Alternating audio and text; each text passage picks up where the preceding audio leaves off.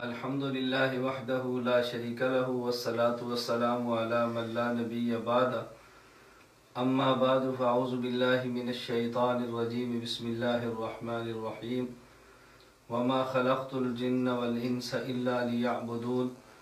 अल्लाहुम्मा सल्लि अला मुहम्मदिन व अला आलि मुहम्मद कमा सल्लैता अला इब्राहीम व अला आलि इब्राहीम इन्नका हमीदुम मजीद।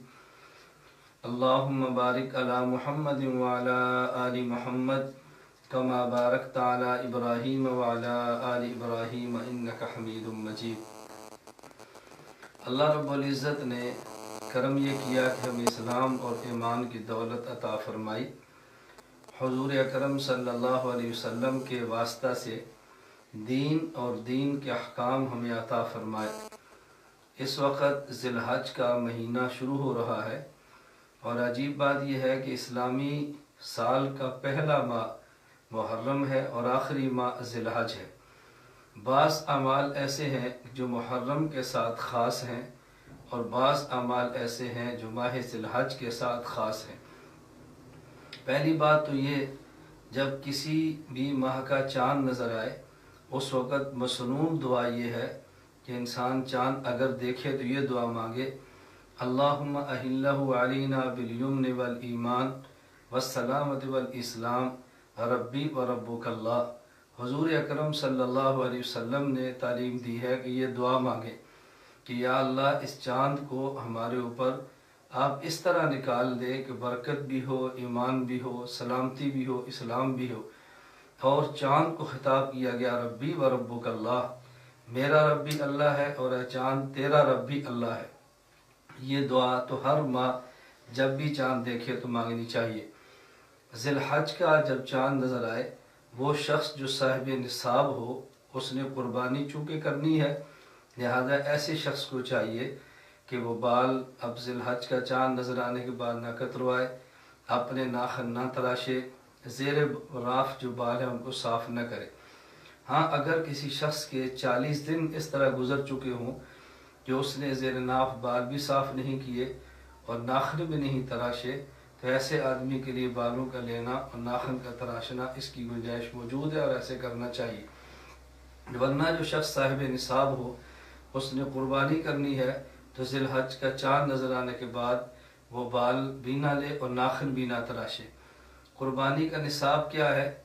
हमारे यहाँ जो पाकिस्तान में रुपया और सिक्का राइज है, इसके हिसाब से अगर इस साल कोई शख्स 35,000 रुपये का मालिक हो और वो 35,000 रुपया इसकी ज़रूरियात असलिया से ज़ायद हो और इसके ज़िम्मे कर्ज़ भी न हो, ऐसे शख्स के लिए कुर्बानी करना वाजिब है। अगर किसी शख्स के पास पैसे हैं, वो शादीशुदा है, शोहर है, तो उसका अलग निसाब है। अगर ख़ातून शादीशुदा है तो मुस्तकिल उसका निसाब है। ऐसा हरगिज़ नहीं कि शोहर की एक ही कुर्बानी खामिद और बीवी दोनों की तरफ से हो, बल्कि अगर दोनों साहिब निसाब हैं तो दोनों को अलग अलग कुर्बानी करनी चाहिए। इसी तरह अगर बच्ची या बच्चा वो बालिग है और साहिब निसाब है, उसको मुस्तकिल अलग कुर्बानी देनी चाहिए।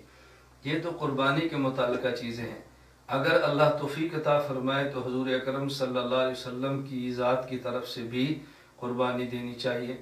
अगर अल्लाह तौफ़ीक़ अता फ़रमाए अपने वालिदैन जो दुनिया से जा चुके हैं, वालिदा और वालिद, उनकी तरफ से भी कोई शख्स कुर्बानी कर सकता है तो ज़रूर करे। कुर्बानी का मसला तो एक मुस्तकिल मसला है। इसके लिए तफसीली मसाइल के लिए आप फ़ज़ाइल व मसाइल कुर्बानी एक मेरा मुख्तसर सा किताबचा मौजूद है, चाहें तो उसको मंगवा कर पढ़ें या उसको hanaafmedia.com हमारी वेबसाइट पे मौजूद है, वहाँ से डाउनलोड कर लें। इसी तरह हनाफ मीडिया सर्विसेज फेसबुक पे हमारा पेज है, चाहें तो वहाँ से आप लोग इसको डाउनलोड करें और मुताला फरमाएं। उसमें तफसीलन अहकाम और फ़ज़ाइल इसके मौजूद है।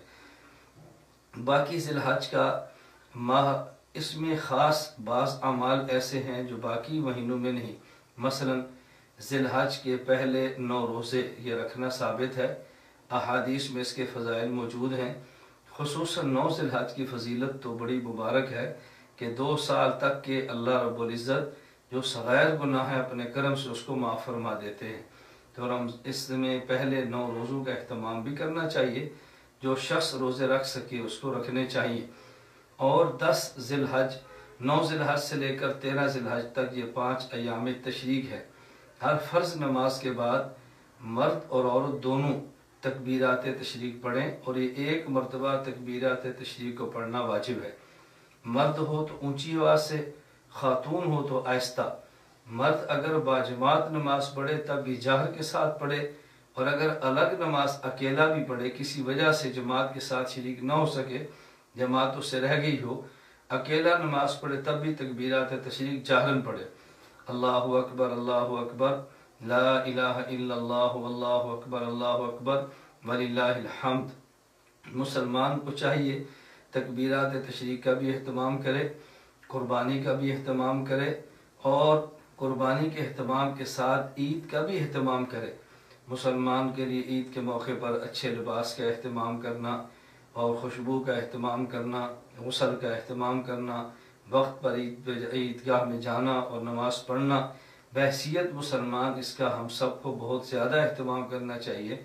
अल्लाह रब्बुल इज़्ज़त हम सब को हुज़ूर अकरम सल्लल्लाहु अलैहि वसल्लम की मुबारक सुन्नत के मुताबिक अपनी ज़िंदगी गुजारने की तौफ़ीक़ अता फ़रमाए। व आखिर दावाना अनिल हम्दुलिल्लाहि।